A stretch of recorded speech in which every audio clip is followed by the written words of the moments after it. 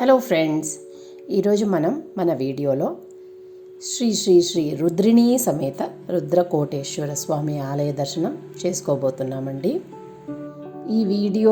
ఈ ఆలయ దర్శనం మీకు కేవలం ఆలయ దర్శనానికే పరిమితం కాకుండా మంచి అటవీ సందర్శన అనుభూతిని కూడా కలిగిస్తుంది. ఈ ఆలయం కర్నూలు జిల్లా ఆత్మకూరు గ్రామ సమీపంలో ఉన్న రుద్రకోడూరు గ్రామ పరిసర భాగంలో దట్టమైన నల్లమల అడవుల ప్రాంతంలో నిర్మితమై ఉంది.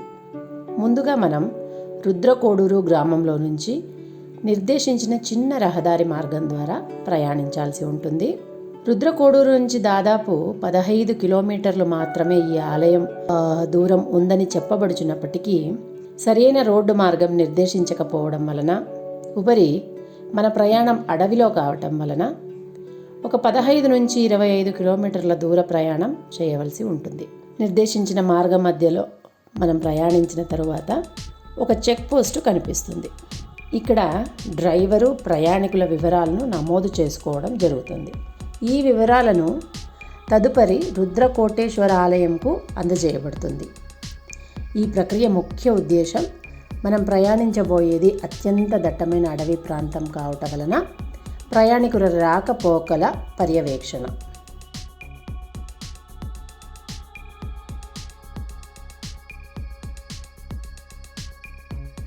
చెక్ పోస్ట్ వివరాలు నమోదు ప్రక్రియ అనంతరం ముందుగా చెప్పినట్లుగా మనం అటవీ ప్రాంతంలో ఒక 5 నుంచి 6 కిలోమీటర్ల ప్రయాణం తర్వాత మనకు గాలేరు వాగు కనిపిస్తుంది. ఈ వాగు సాధారణంగా నీటి మట్టం తక్కువగా ఉన్న సమయాల్లో మాత్రమే మనకు చెక్ పోస్ట్లో ముందుకు ప్రయాణించే అనుమతి లభిస్తుంది. వర్షాకాలంలో ఈ వాగు నీటి మట్టం ఎక్కువగా ఉండటం చేత ఈ ఆలయ దర్శనం రద్దు కాబడుతుంది. ఈ వాగు దాటిన తరువాత దాదాపు 6 కిలోమీటర్లు ఇంకా మనం ప్రయాణించాల్సి ఉంటుంది.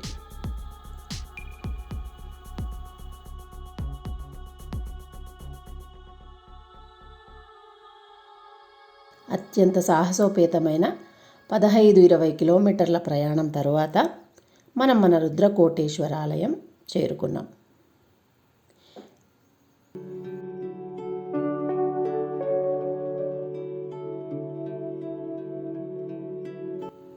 గుడి వెలుపల అత్యంత సుందరమైన రాతి ధ్వజస్తంభం రమణీయమైన దేవతామూర్తులతో దర్శనమిచ్చును. అదే విధముగా ఆలయం ఎదుట భాగంలో మనకు 2 కోనేరులు కనిపించును. ఆలయమును ఆనుకుని ఉన్న కోనేరు దైవ కార్యాలకు అర్చకులు ఉపయోగించగా రెండవది భక్తుల ఉపయోగార్థం.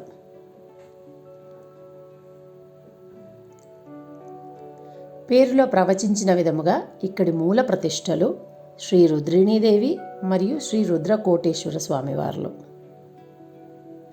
శివరాత్రి, తొలి ఏకాదశి మరియు కార్తీక మాసాల్లో పర్వదినాల్లో ఇక్కడి భక్తుల సాంద్రత ఎక్కువగా ఉంటుంది.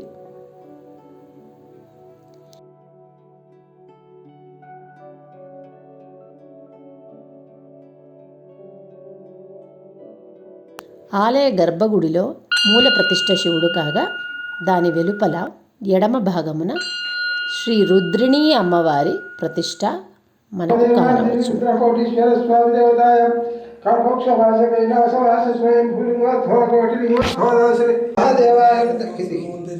శివాయ మహాదేవాయ గిరిశేఖర భవదేవం కల్పక్షవాస కైలాసవాస స్వయం భూలింగోద్భవకోటిలింగోద్భవదాసలింగోద్భవ రుద్రశేఖర మహాదేవ కార్తీక మాసమ భ్రమ్యాం ఏకాదశ్యాం పర్వదినే శుక్రవాసరే నీ దర్శనం దర్శించిన భక్తులను దీవించి కరుణించి కాపాడు పార్వలోకేశ్వర పరమేశ్వర శివ పరమేశ్వర కోటి బ్రహ్మాండ నాయకి మహాదేవతాయాం శ్రీచక్ర సంచారిణి త్రిపురాణి త్రిపురేశ్వరి త్రిపురబాల త్రిపురసుందరి త్రిపురశక్తి కుల భారతి కామేశ్వరి కాళహస్తి జ్ఞానమి దేవి కాశీశ్వేశ్వరి అన్నపూర్ణ శ్రీశైల బ్రహ్మణ అమ్మదేవి విజయాల కనక దుర్గ కలకత్త కాళి మహంకాళి కనక దుర్గ వాసవి కన్యకా పరమేశ్వరి గాయత్రి మాత జననీ జగజ్జనని జగన్మాత త్రిపురాణి త్రిపురేశ్వరి త్రిపురబాల శ్రీచక్ర సంచారిణి మహాదేవ రుద్రాణి రుద్రకోటీశ్వరి గంగా భవాని వల్లమ్మ తల్లి సీతాభ తల్లి దేవత కల్పక్షవాసిని కైలాసవాసిని వైకుంఠవాసిని నిర్మలవాసిని లక్ష్మి సరస్వతి పార్వతీ పరమేశ్వరి దేవత శ్రీరామ రామ జయ రామ రామ శృంగార రామ సుందర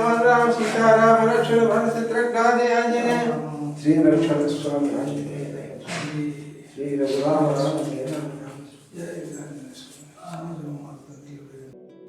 మూల ప్రతిష్టలే కాక వీరభద్రస్వామి, నంది, గణేశుడు, శ్రీరాముల వారు, ఆంజనేయ స్వామి, శ్రీచక్ర ప్రతిష్టలు కూడా ఈ ఆలయంలో మనం దర్శించుకోగలము.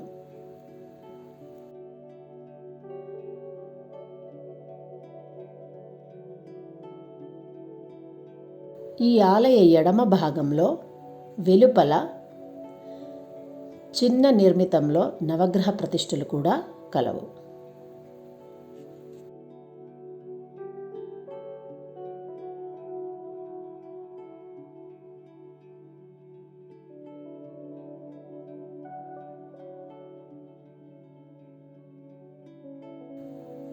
ఈ ఆలయ విశేషాల్లో చెప్పుకోవలసిన మరొక విశిష్టమైన విషయం ఏమిటంటే కల్పవృక్షము.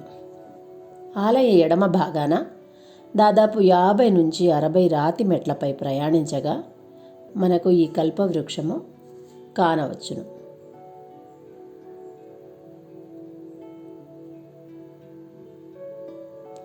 ఈ కల్పవృక్షమునకు ముడుపులు కట్టి తల తాకించి మన కోరికలను విన్నవించుకున్నచో అవి నెరవేరుతాయని ప్రతీతి.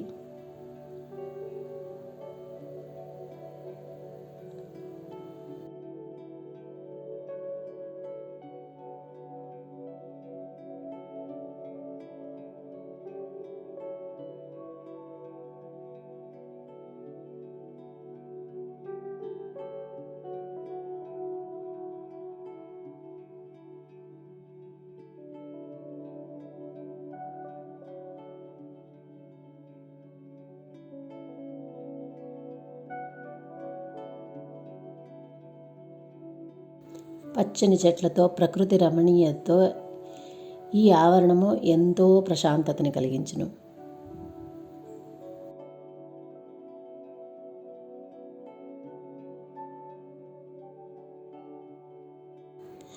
ఆలయంకు కుడి భాగమున ఒక పెద్ద నాగపుట్ట కూడా మనకు కనిపిస్తుంది. దీని గురించి అనేక పురాతన కథనములు ఇక్కడ చెప్పబడుచున్నాయి. అత్యంత సాహసోపేతము ఆహ్లాదభరితము అయిన ఈ ఆలయ యాత్ర కావించి ఇచ్చటికి వచ్చిన భక్తులకు నిత్యాన్నదానము కలదు. అంతేకాక నివాస సౌకర్యార్థము సత్రములు కూడా కలవు.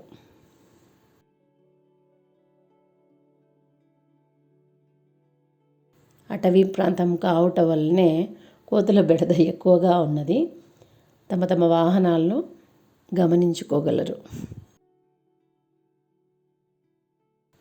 ఈ ఆలయ దర్శనము కేవలం పగటి పూట మాత్రమే పరిమితము.